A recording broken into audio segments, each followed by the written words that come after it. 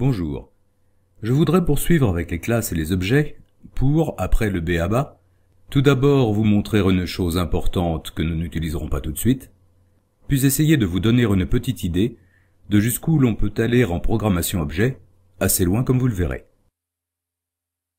Première chose, il est commun dans la vie courante de définir un type d'objet à partir d'un autre type d'objet. Par exemple, on peut dire qu'un fauteuil est comme une chaise, mais plus large et avec des bras. Cela m'évite de vous dire que ça sert à s'asseoir, que ça a un dossier, et ainsi de suite. De la même manière, à partir du moment où je vous dis qu'un pingouin est un oiseau, je ne vous ai pas tout dit, mais je n'ai pas besoin de vous expliquer que c'est un animal bipède avec des ailes, qui pond des œufs, qui a un bec, etc. Tout ce dont j'ai besoin de parler, c'est des particularités du pingouin par rapport aux autres oiseaux.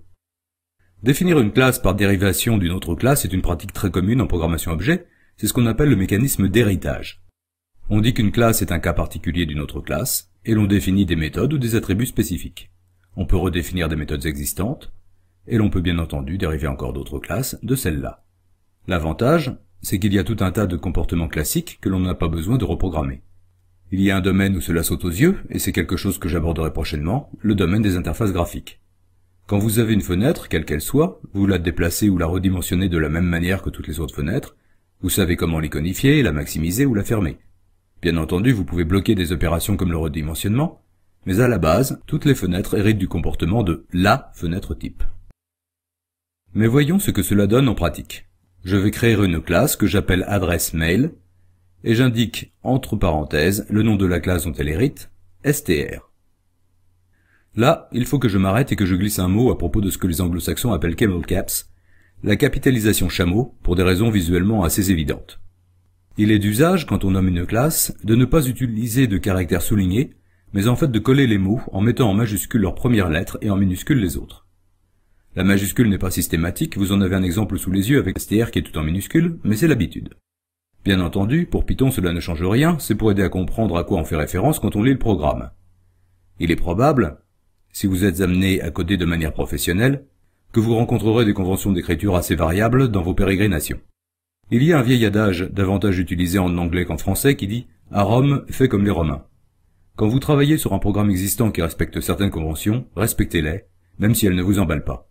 En informatique, c'est important de rester cohérent. Reprenons donc notre classe, ajustons le tir, et écrivons la méthode $init . On créera l'objet en invoquant le nom de la classe et en lui passant une adresse. Quand on hérite d'une classe complexe, il y a assez souvent un appel explicite à la méthode init de la classe parente. Ici, ce n'est pas nécessaire. Je vais commencer par créer une liste que j'appelle composant, en coupant l'adresse au caractère arrobas.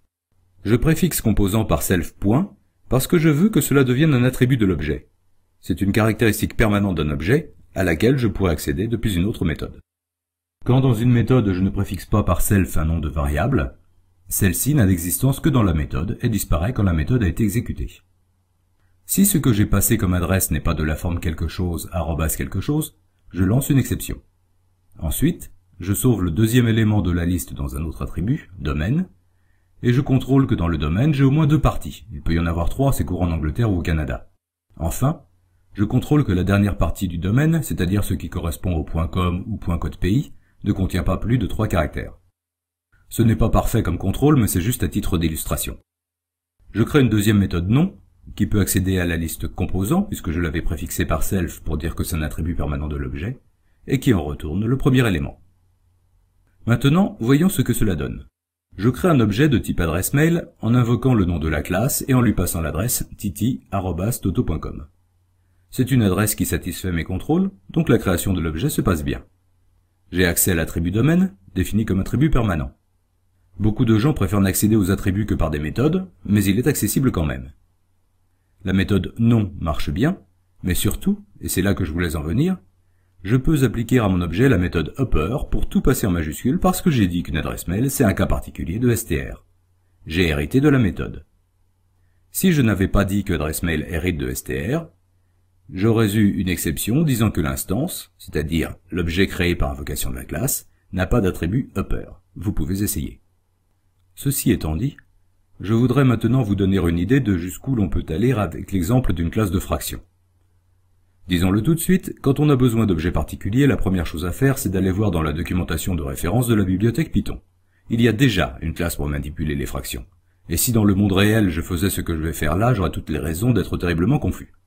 La manière normale de procéder, c'est trouver une classe standard proche de ce que l'on veut faire, et d'en faire hériter votre classe, qui adaptera le standard à votre cas particulier. Il ne faut pas réinventer la roue. Mais je suis ici dans un exercice pédagogique, et à ce titre, c'est intéressant de voir comment la programmation objet permet de traiter les fractions. Commençons par voir comment se comporte ce qui existe en standard pour nous en inspirer.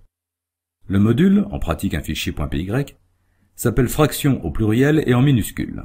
La classe, elle, s'appelle, conformément aux conventions habituelles, fraction au singulier et avec une majuscule. Je peux créer un objet fraction en invoquant le nom de la classe avec un numérateur et un dénominateur. L'affiché devrait vous donner quelques idées sur la tête de la méthode $REPR". Autre essai, quand on crée un objet fraction, la fraction est automatiquement réduite. Je vais m'écarter de ce comportement parce que, supposons que mon but soit de faire un programme qui génère des exercices pour des collégiens. Si je leur demande combien font 2 tiers plus 4 tiers, il faut que je fasse la différence entre ceux qui n'ont rien compris et répondent 6 sur 6, ceux qui n'ont pas tout compris et répondent 6 tiers, et ceux qui répondent 2.